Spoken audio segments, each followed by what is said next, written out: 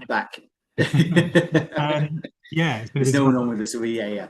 So yeah, it has. It's always busy. I'm still feeling the effects of the thing I discussed on the data protection webinar.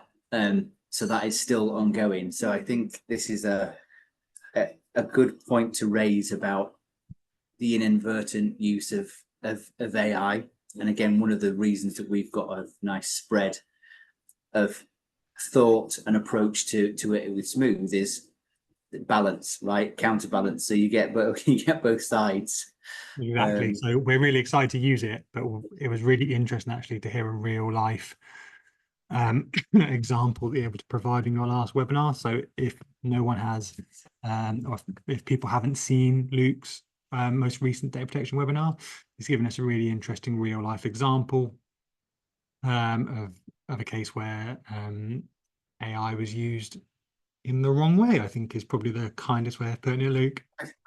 I think that's that's probably fair.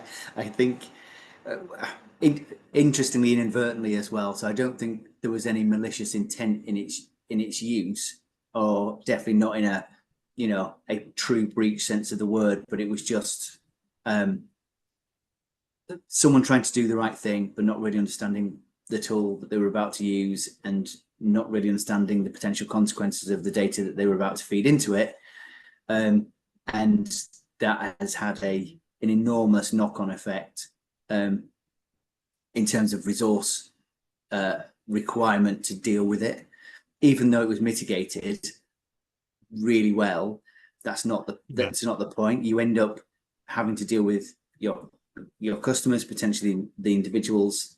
Although we didn't in this case, it was more to do with customers and customers that we were, that the data was being processed for, that caused, well, like I said, it's still an ongoing, I'm aware of, still an ongoing resource drain in order to manage the communications around it. So I think that's yeah, really interesting that it clearly, as you said, it clearly wasn't malicious.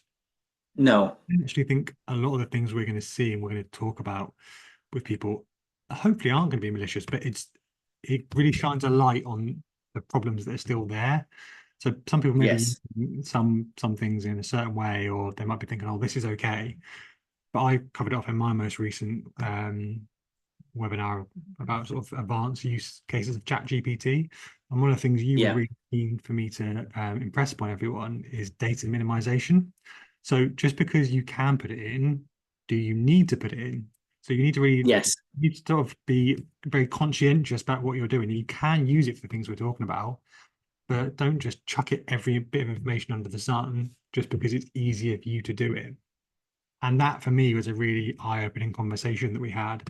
And now it's sort of filtering into everything I am aware of, everything I'm thinking about on a day-to-day basis. yeah.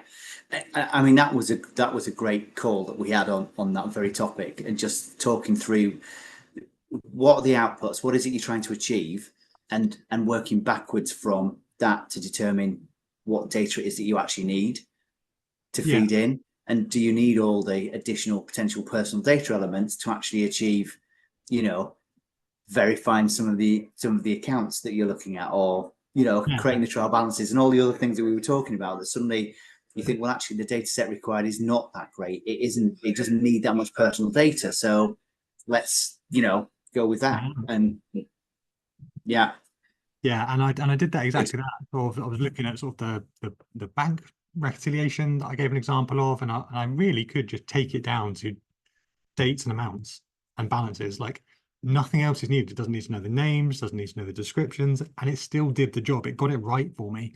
So it just goes to show that you just need to be very aware. So yeah, that was I very much enjoyed that call, and my team are in the accounting sort of world are using that now. Even more frequently, but just with that mindset about don't Yeah, just be lazy. Like this is already yes, doing the legwork for you. Give it a little bit extra, so it's you're being compliant. So yeah, thank you very much for that. And around the topic of staff, we've been obviously integrating it into smooth accounting for some time now. And we've rolled it out to the managers, and more recently I've rolled it out to more of the staff. And one of my team members has been Um, AI adverse, I think, is the nicest way of putting it up until this point. Not because they are technically nervous, but they've basically been nervous that AI is going to take their job away. They have probably mentioned to me 3 or 4 times it's just going to replace us, and I finally got them on board to use it. And they sort of said, like, look, I know you want me to use it. I'll give it a crack. And then about a week later, they went, oh, I'll put it in my best friend now. And I was like, oh, what do you mean? Like, oh, I'm going to put it in ChatGPT. And I was like, oh, you're using it then? And she goes, every day since you've like given me sort of the conversation about how I should use it. And she watched one of the webinars that I've done. She's used it every single day. And it's not going to do, right? That's not the whole point of it. I know there's this fear around it, but it's about its proper use. So back to the conversation we've just finished, the data minimization piece, making sure that you only put in what you need to put in, and then it'll actually just, assist you in driving those efficiencies and those operational effectiveness kind of needs of the businesses, freeing up your time to actually do the stuff that you really need to be doing. So getting it to run through and do all the checks for you, rather than, as we were talking about, manual tick exercise. Brilliant. You don't need to kind of put your time and effort into that space. What you need to do is put your time and effort into what does this actually mean, right? What are the next actions that actually I need to get involved in with that client, with whoever. And yeah, I'm impressed about your quick turnaround from a complete AI phobe. I think it's really interesting. I think if you, especially with your own team members, like if you can find, like, understand why they're nervous, I think is really important. But also, what I try to do is give them non-work related examples of use cases. So, and that is a really good way to show how it's not just about work, and like it will become part of day-to-day life. And I think maybe that's what people haven't quite cottoned onto yet. Like they might be using it at work, but they're not using it day to day. But that's a really good way to get people enthusiastic about it without boring everyone. My car had a bit of a funny 5 minutes over the weekend, and the battery died. And I'm not in any way mechanically inclined. Like I'm terrible with these sort of things. Normally, I just call my dad up and be like, "Dad, I need some help. The car's broken." Because he's good at that sort of stuff. But I managed to get like 80% of the way there. I diagnosed it because I used ChatGPT to like take a picture of the battery was dead. So I was like, right, what shall I do? It talked me through the steps.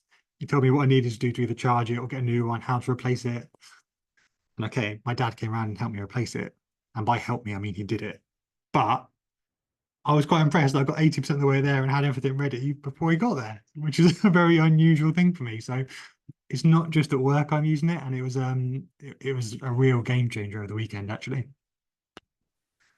And that's the key, isn't it? Right. So that would have taken a whole day, 2 days, who knows? To have worked Yeah. it out, got him to come over. There's the Googling time it. of him to come Yeah. over, then work out what the problem is, then realize that you needed to replace it, and then there's the go get the things, and what I mean, and all of that was the operational efficiency, right? The end bit where you need that human input, it was the actual physical replacement, right? You're not going to get away from that.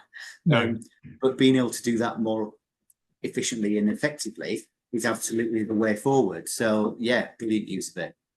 Yeah. So that was, I thought that was those sort of things that I think people need to adopt more. I think if you're using it in your day-to-day personal life as well, you're going to get so much better at embracing it.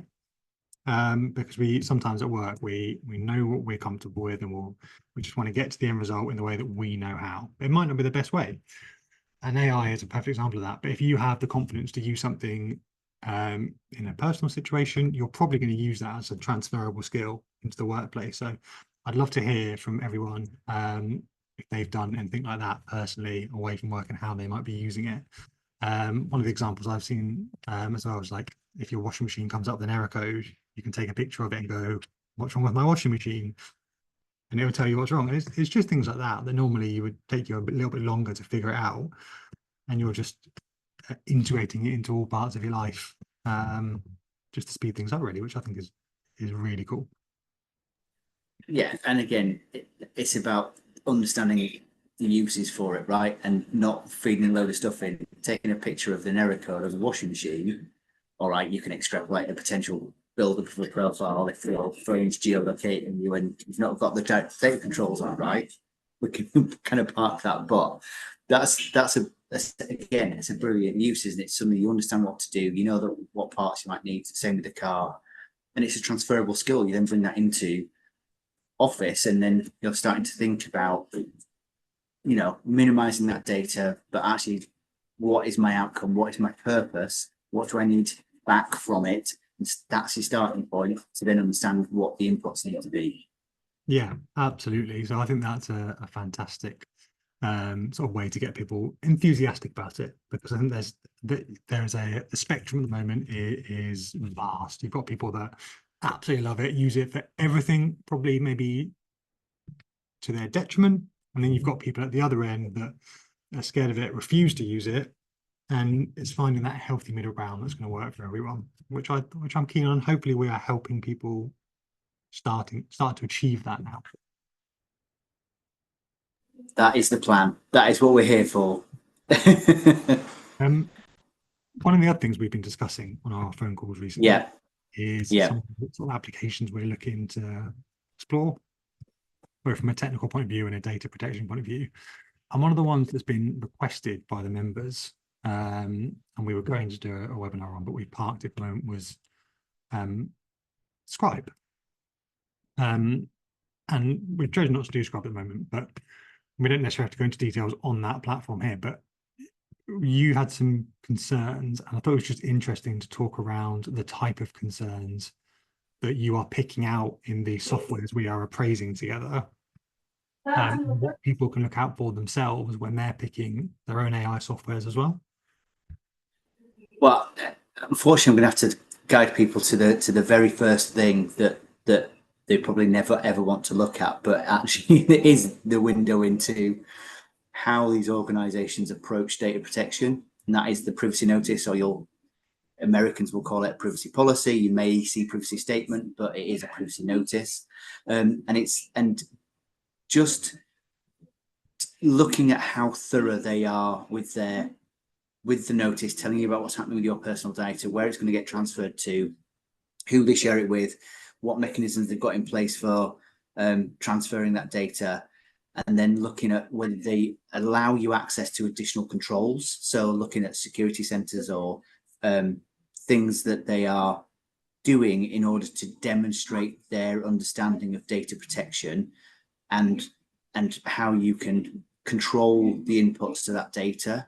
So, you know, when they're quite vague in that privacy notice about, you know, things that we may share with our affiliates, yes, we'll kind of implement standard measures, but there's no link to the actual standard contractual clauses or the international data transfer agreement. You're kind of, I get a bit skeptical, right? And so for me, that's your starting point, is always have a look at the privacy notice. If it's brief and not very descriptive about what they're doing with the personal data, that is my first red flag. That's immediately saying that either they don't really understand the legislation, but the likelihood is they're ignoring it because the purpose is the capture of the data, the training of the model, and driving up subscription. And I think you can do both, but, you know, just by being responsible. So that, for me, from the Scribe perspective, was one of the things that leapt out in relation to some of the others that you'd asked me to look at that particular time, where, you know, they'd got a full privacy center, they've got a security center that talked about all their accreditations from international standards, security elements that they'd implemented, and how they go about allowing you to control your personal data and what you deliver into the model for training purposes, was very different to the Scribe situation, which, in my opinion, was not giving me much confidence. Yeah, absolutely. And that's really interesting. I always find as well that when I'm reading these, because I'll always try and give it sort of a brief overview before I'm getting in touch with you. And what I find is I just find it really confusing on occasion. So like I feel like I'm going around in circles. Like, this is what we're doing, and then I don't quite understand what they're proposing. Is that again, sort of something that would concern you. If it's not clear enough for a day-to-day user, then there's something potentially wrong there, because it should be very transparent, I would imagine. Well, there you go, like nail on the head. First principle, right? You have GDPR is lawfulness, fairness, and transparency. So transparency piece, and if you look into the actual regulation, not that I'm ever going to advocate anybody doing that, that's why I'm here. But basically, it talks about the language that should be used. So it should be clear and concise, and it should be layered in a way that makes it easy to navigate. And it's not a legal document, right? People treat it sometimes as a bit of a contract. So when you see people, I agree to our privacy policy, like, I don't need to agree to it, or privacy notice. That you're telling me, all you're doing there is informing me of how my data is going to be treated and processed and what you're going to do with it. And then I get to make an informed decision about whether I engage with your services or not. So if you end up looking at large, long privacy statements or privacy notices without them being sufficiently layered or with links off to the subsections, that again, to me, is they're either brief or they're too long. Okay. It should be done really clearly so that you understand what's happening. And the unfortunate thing is there are requirements that need to go into these documents. So things like who you are, whether you're registered with the ICO or not, can be in. But elements to do with the lawful basis under which the data is being processed. And again, it's understanding and people just kind of like list out the lawful basis that data is being processed under without really describing, well, what does that actually mean, right? Consent's quite an easy one, but again, consent's a very specific, lawful basis and is required in certain circumstances. But there's things like legitimate interest, contractual obligation, like legal obligation. If you've got to provide information to HMRC, right? A legal obligation to do that. So they're not necessarily that easy to navigate, despite the fact that they're supposed to be transparent and really easily written, like, so we can all understand them. Yeah, no, that's really interesting. It's really interesting to hear that there needs to be a sweet spot in the middle. So yeah, I think we'll definitely sort of keep coming back to this point, and maybe we can give some examples of what we think strong to the community, and where we go, right, this works, this is a good template to follow. And then maybe the ones that we're not as confident about and the reasons why, like just giving people a bit of feedback so that they can make their own informed decisions in their own businesses.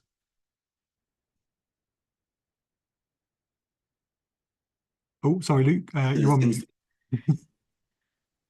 Yeah, back now. Still No, you're okay now. getting back. Apologies.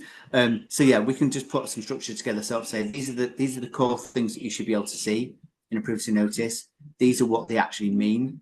I think we've started to construct that or put a basic template of that together, but we can expand that now, because the more we review the whole approach to privacy of some of the applications that we're talking about, you're getting to understand what they're trying to do and what they're potentially not telling you as well. So maybe we can we'll just try and add some, if you read this, what this means is kind of scenarios into I think that would be great. Like have output. a gold standard, and then we can have like a red flag checklist going, here's your limit. You've got too many red flags, maybe stay away. Amazing. Exactly. Yeah. So yeah, I think we've got some really good things in the pipeline. It's been really interesting having those conversations, and we'll definitely start getting those in writing to share with the community. So yeah, as always, Luke, thank you very much. It's been a real pleasure. Really excited. My pleasure as always. Looking forward to sort of moving forwards and hearing about what other people are doing as well, both at work and at home. And yeah, I'll catch up with you soon. Any questions? We haven't got any sort of live attendees at the minute, but any questions, pop them in the Facebook community, and Luke and I will do our best to answer them. Thank you very much. Brilliant. Bye. Thanks, everybody. Cheers.